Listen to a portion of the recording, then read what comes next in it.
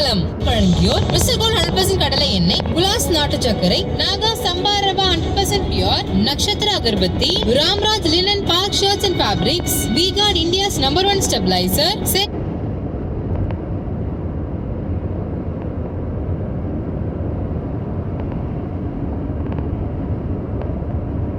Welcome to Visible, the ultimate.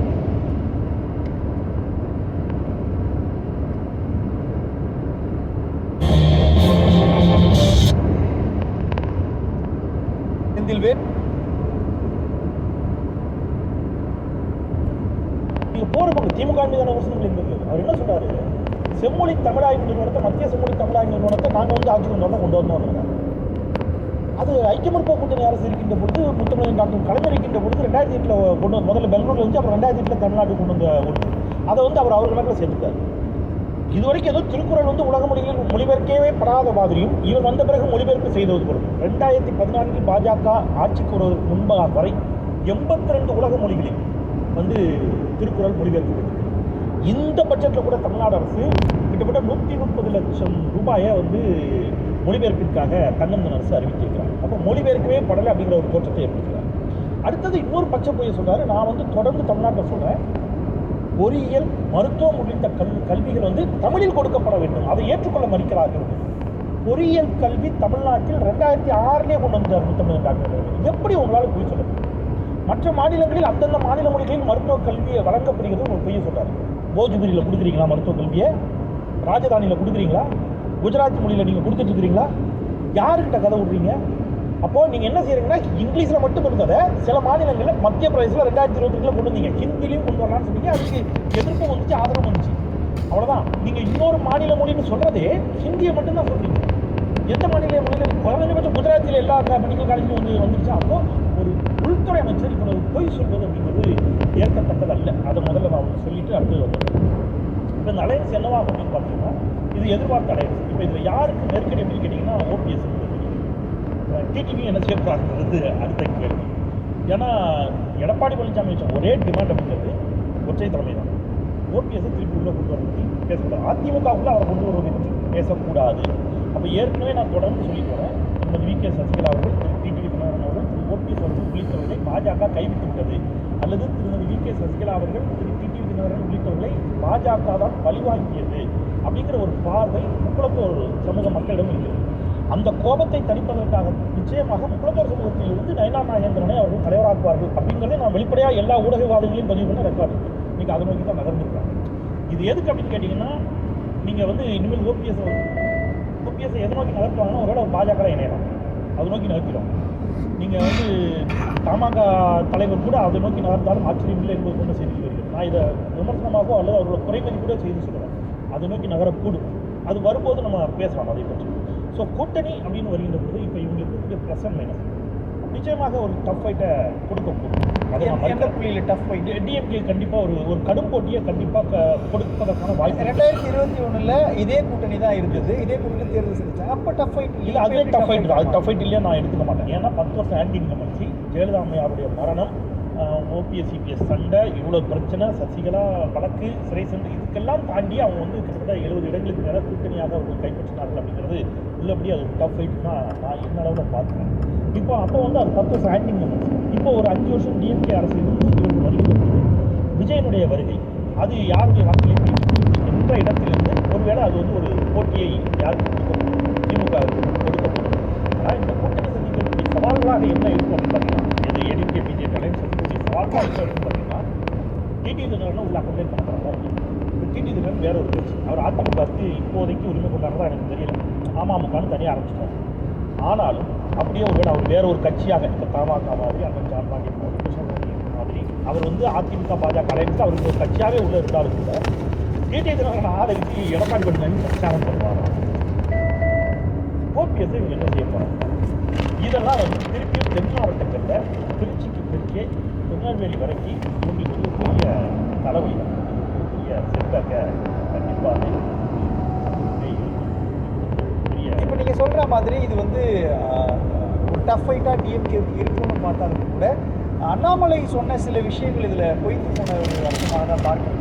பேசுகிறாங்க. ஏன்னா 2024 நாடாளுமன்ற தேர்தலில் தேனி தொகுதிகளில் டிடிவி தினகரன் ஆதரித்து பேசுகிறப்போ நாடாளுமன்ற தேர்தல் முடிஞ்சதுக்கப்புறம் கட்சி யார் கட்டுப்பாட்டுக்குள்ளே போகும், தலைமை யார் கட்டுப்பாட்டுக்குள்ளே போகுன்ற அளவுக்கு அண்ணாமலை அதிகமாக பேசியிருக்கிறாரு. அப்போ அண்ணாமலைக்கு இது ஒரு டஃப் ஃபைட்டாக கூட மாறுறதுக்கான வாய்ப்பு இருக்குது. இன்னொரு பக்கம் அவங்க தேர்தல் களம்னு வந்துட்டாலே சிறுபான்மையினுடைய வாக்கு கிடைக்காத ஒரு சூழல் உருவாகணுன்றது ஒரு பார்வையாக இருக்குது. அப்போ 80% வாக்கு வங்கிக்கு தான் அவங்க போட்டி போடுறாங்க அப்படின்னும்போது இது எப்படி டிஎம்கேவுக்கு ஒரு டஃப் ஃபைட்டும் திருப்பி சொல்கிறது என்னென்னா, சில பகுதிகளில் நீங்கள் எடுத்துக்கிட்டீங்கன்னா பாமக நான் வந்து ஐடியாலஜிக்கலாகவோ இந்த தேர்தல் இந்த அணி வெற்றி பெறுங்கிற இடத்துல எல்லாம் நான் சொல்ல வரது போட்டி ரொம்ப எளிதாக இருக்காது. அதை யதார்த்தமாக ஒத்துக்கிட்டு தான் களத்துக்குள்ளே போகணும்.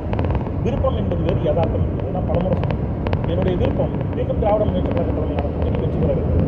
யதார்த்தமும் அதுதான், திராவிட முன்னேற்ற கழக தலைமையிலான இது ஃபேக்ட்.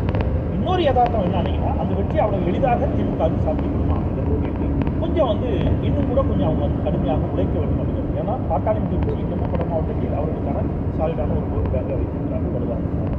பாஜக, பாமக, அதிமுக சேருகின்ற பொழுது கடந்த முறை எப்படி மேற்கு மாவட்டங்களிலும் வட மாவட்டங்களிலும் அவங்க கணிசமான இடங்களை கைப்பற்றினார்களோ அந்த மாதிரியான ஒரு சூழ்நிலை நகர்வாங்க. இந்த முறை எக்ஸ்ட்ரா ஒரு பிளேயர் உள்ள வராது. திரு விஜய் அவர்கள் உள்ளே வருகிறது. விஜய் அவர்கள் ஒருவேளை தொகுதிக்கு ஒரு 6000-7000 ஓட்டை பிரிக்கிறார் வித்தியாசமாக சொல்கிறாங்க. அதில் திமுகவுக்கு வரப்போகிற ஓட்டுகள் எவ்வளோ இருக்கும்? ஒருவேளை மைனாரிட்டியிலேருந்து கிறிஸ்டியன் முஸ்லீம்லேருந்து எவ்வளோ ஓட்டு அவருக்கு போகும் அப்படிங்கிறது ஒரு கேள்வி. இது ஒருவேளை அவருக்கு ஒரு தொகுதிக்கு ஒரு 1000 ஓட்டு 2000 ஓட்டு திமுகவுக்கு வர வேண்டிய ஓட்டை ஒருவேளை விஜய் பிரிப்பார் என்று சொன்னால் அந்த இடத்துல இது டஃப் ஃபைட்டாக இருக்கும். ஏன்னா ஹார்ட் கோர் ஹிந்துத்துவா ஓட்டு இந்த பக்கம் போயிடும், இந்த பக்கம் போயிடும். இது இவர்களுக்கான ப்ளஸ். மைனஸுங்கிறது அகெயின் சிறுபான்மை சமூகத்தினுடைய வாக்குகள் யாருக்கு வராது, முழுவதுமாக ஏடிஎம்கே பாஜக போகாது. ஒருவேளை இது இப்படி மாறலாம்.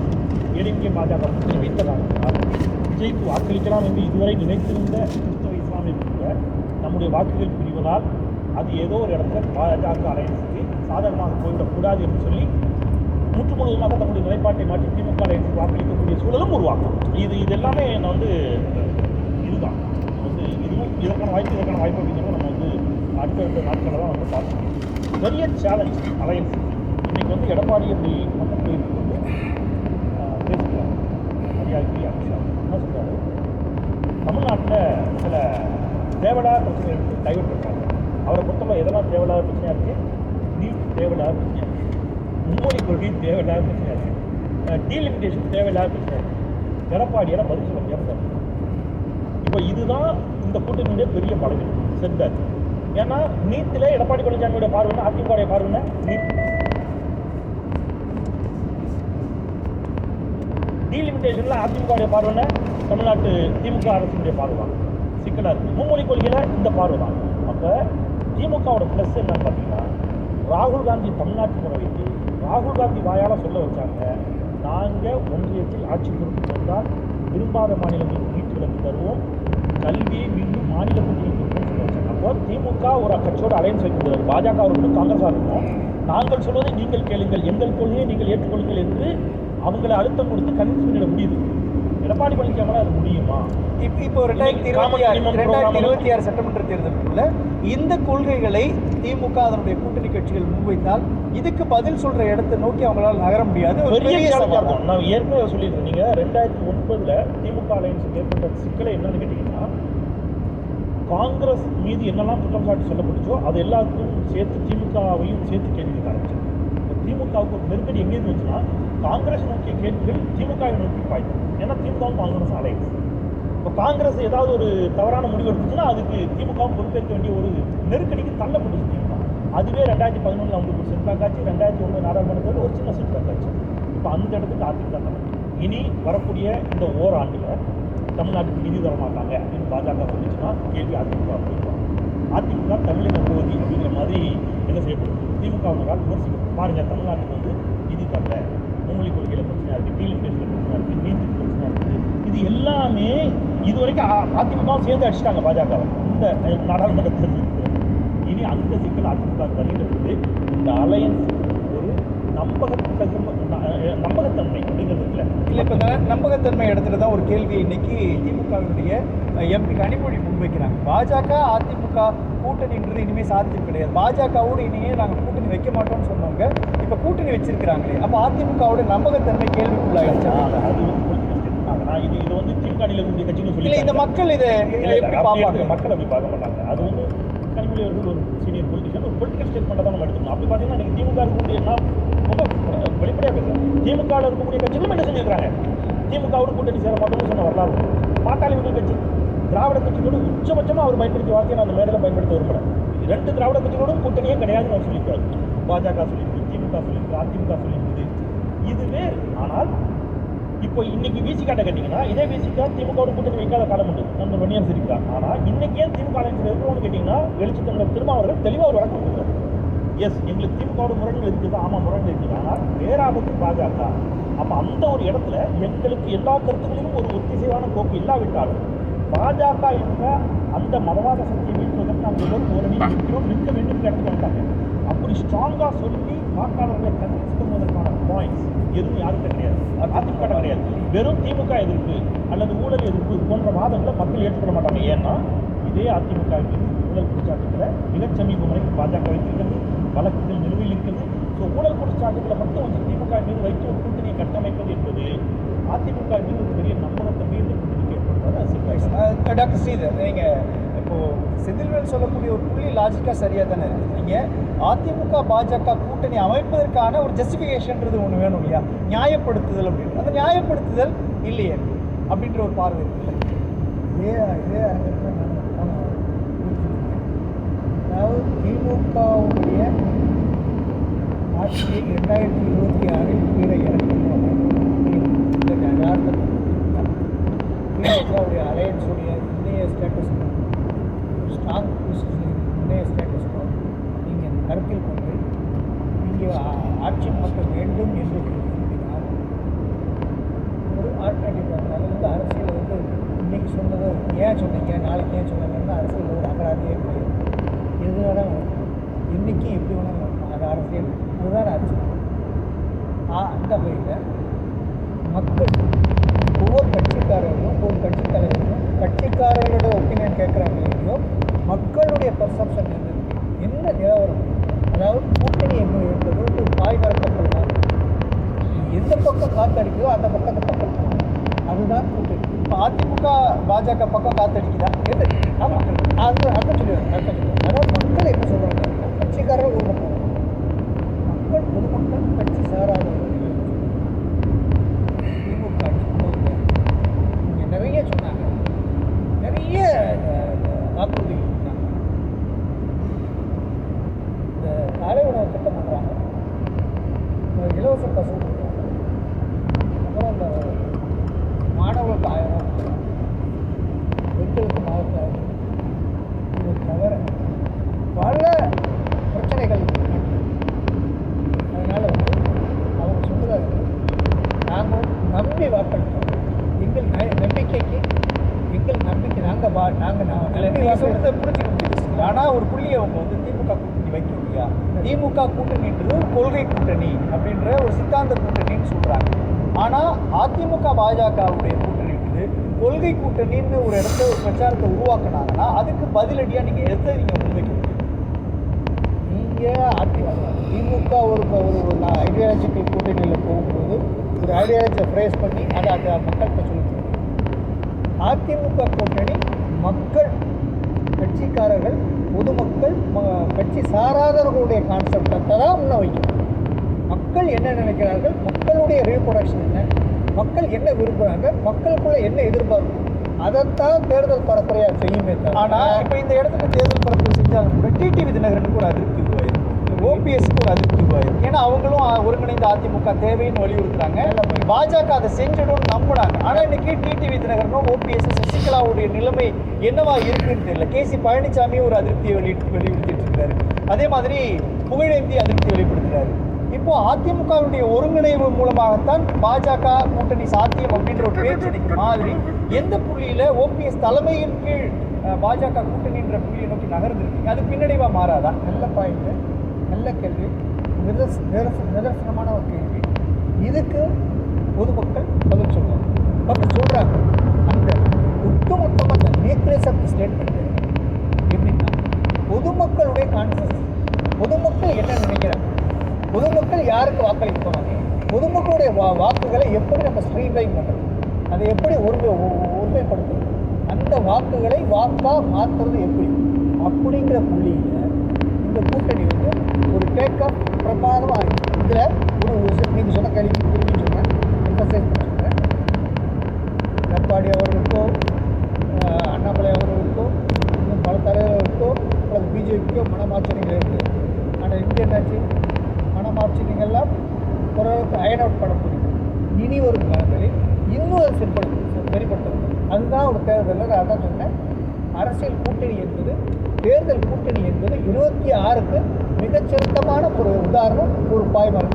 இல்லை, அந்த புள்ளியில் இன்னொரு அம்சம் இல்லையா? இதுவரை எடப்பாடி கே பழனிசாமி அதிமுகவுடைய பொதுச் செயலாளருக்கு வந்த இடத்திலிருந்து பல இடங்களில் அவர் துரோகம் செஞ்சிருக்கிறார் அப்படின்ற வார்த்தையை திரும்ப திரும்ப அரசியல் களத்தில் பேசப்பட்டிருக்கு. யார் அரசியல் களத்தில் வந்து விசாரிக்கிறது?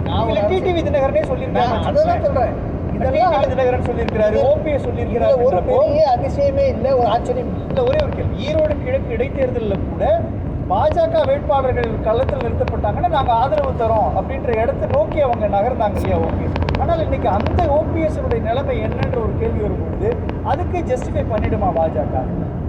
எப்படி பண்ணுவோம்? அதாவது எலெக்ஷனில் வந்து ஒரே பாயிண்ட் தான், ஒரே புள்ளி தான். நம்ம சண்டை போட்டுக்கிட்டு இருந்தால் யாருக்கு லாபம்? இதுதான் விடை, இதுதான் பாயிண்ட், இதுதான் சொல்யூஷன் பாயிண்ட். நம்ம 2 பேரும் சண்டை போட்டுருக்கோம். உனக்கு ஒரு பிரச்சனை, எனக்கு ஒரு பிரச்சனை, இவருக்கு ஒரு பிரச்சனை, அவருக்கு ஒரு பிரச்சனை. நம்ம பிரச்சனையில் இன்னொருத்தர் பயனடைகிறது. இது காரணம் என்ன? நம்மக்கிட்ட இருக்க difference of opinion.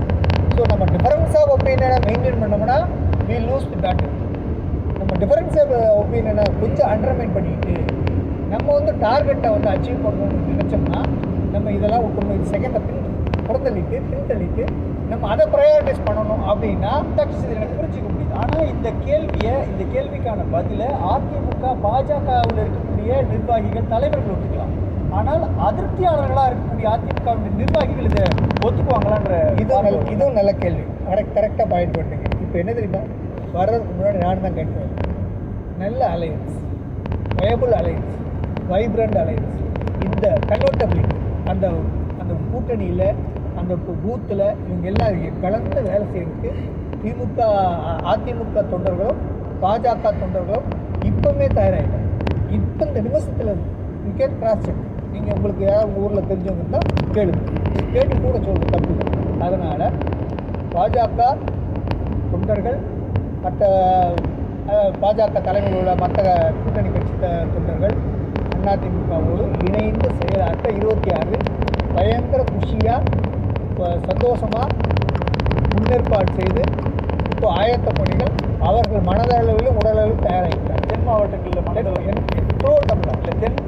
2021 AIADMK BJP கூட்டணி சோபிக்க முடியாததுக்கான இடம் வந்து தென் மாவட்டம். இருக்க முடிச்சிடறேன். 2 புள்ளியில் இந்த கேள்வியை அமித்ஷா சரி செஞ்சுட்டாரா? ஒன்று, சேர்ந்து பயணிக்கலாம் அப்படின்றதும், அதிமுகவோட உட்கட்சி விவகாரங்களில் நாங்கள் தலையிட விருப்பப்படலை அப்படின்ற இந்த புள்ளியையும், இன்னொன்று நயினார் நாகேந்திரனை முன்வைக்கிறது மூலமாக முக்குளத்தோர் வாக்குகளை கவர்ந்து அதன் மூலமாக ஓபிஎஸ் டிடிவி தினகரன் சசிகலாவினுடைய வாக்கு சதவீதத்தை நிரப்பிடலாம் அப்படின்ற இடத்த நோக்கி அவர் கால்குலேட் பண்ணுறாரு. அவர் இன்னைக்கு எல்லா அரசியல் கட்சிகளும் ரீஜனல் பார்ட்டியாக இருந்தாலும் நேஷனல் பார்ட்டியாக இருந்தாலும் மைக்ரோ இன்ஜினியரிங், சோஷியல் இன்ஜினியரிங் அதை வந்து புறந்தள்ளி விடுறது. சோஷியல் இன்ஜினியரிங் சரி, மைக்ரோ இன்ஜினியரிங் சரி, அதை வந்து ஒரு முக்கியமான ஃபேக்டராக கருதாங்க. அந்த வகையில் இருந்தாலும் இன்னோவேட்டபிள்னு சொல்லுவாங்க ஆங்கிலம். இது தவிர்க்க முடியாத ஒன்ற ஒரு நிலைமையை டைனமிக் சேஞ்சுன்னு சொல்லுவாங்க. இயற்கையாகவே கொண்டு வந்து கொடுக்கும். இந்த இயற்கையாகவே கொண்டு வந்து கொடுக்குறது தான் அவங்க பல்ஸை பிடிச்சிக்கிட்டாங்க, தெரிஞ்சுக்கிட்டாங்க.